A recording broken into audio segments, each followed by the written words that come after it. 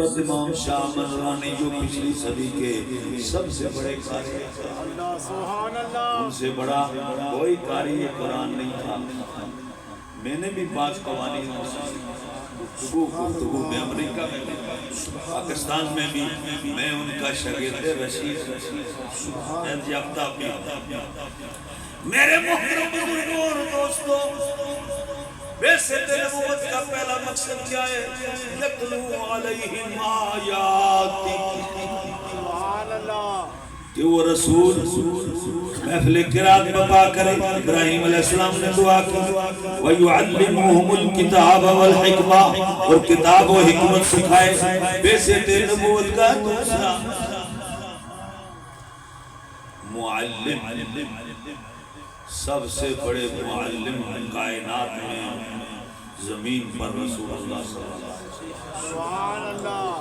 ان سے بڑا کوئی معلم نہیں، کوئی استاد نہیں. وَيُعَلِّمُ، ابراہیم علیہ السلام نے معلم ہونے کی دعا کی.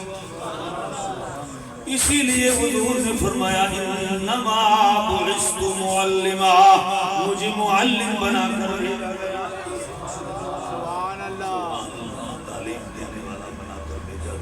تیسرا مقصد کیا ہے؟ وَيُزَكِّيهِمْ، تیسرا کیا ہے؟ ابراہیم علیہ السلام نے بے شک کے نبوت کے 3 مقاصد بیان کیے. یتلو علیہم آیاتک وَيُعَلِّمُهُمُ الْكِتَابَ وَالْحِكْمَةَ. نمبر 3 وَيُزَكِّيهِمْ، کہ وہ تزکیہ نفس کرے، نفس کو کنٹرول کرے، نفس کو مارے، تو پھر وہ صوفی بن جاتا ہے.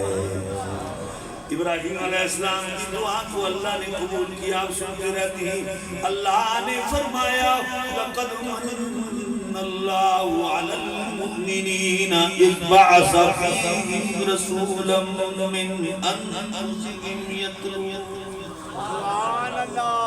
اللہ نے مومنوں پر احسان کیا کہ انہی میں سے، جو دعا ابراہیم تھی، انہی میں سے ایک رسول، عظمت والا رسول بھیجا. یتلو علیہم آیاتی، جو ان پر آیتیں تلاوت کرتا ہے، محفل قرات بپا کرتا ہے.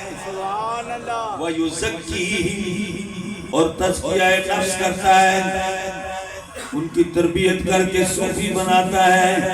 وَيُعَلِّمُهُمُ الْكِتَابَ، اور کتاب و حکمت سکھاتا ہے.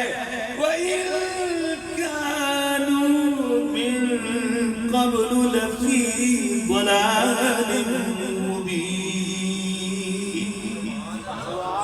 ذرا زور سے کہیں سارا ہی سبق سناندہ تھا، پھر سبحان اللہ کسی نہیں سکے. اس لیے تھوڑا تھوڑا اشارہ دیا ہے میں نے. مکمل پڑھنے کے لیے یہ کتاب مجھ سے حاصل کر سکتے ہیں تبلیغ کے طور پر.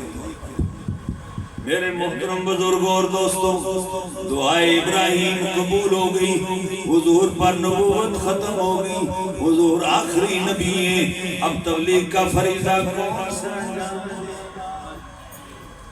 العلماء ورثۃ الانبیاء. اب علماء انبیاء کے وارث ہیں. اب کوئی نبی نہیں آ سکتا. کون سنبھالیں گے یہ کام تبلیغ کا؟ علماء. حضرت ابو بکر صدیق،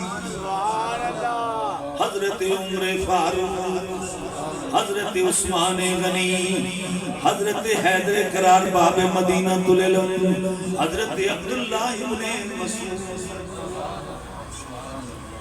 حضور نے فرمایا جس نے قرآن پڑھنا ہے تو 4 قاریوں سے پڑھو. 4 میں سے کون سے؟ حضرت عبداللہ ابن مسعود رضی اللہ عنہ، جن کی روایات پر فقہ حنفی کو زیادہ تر ترتیب دیا گیا. امام اعظم ابو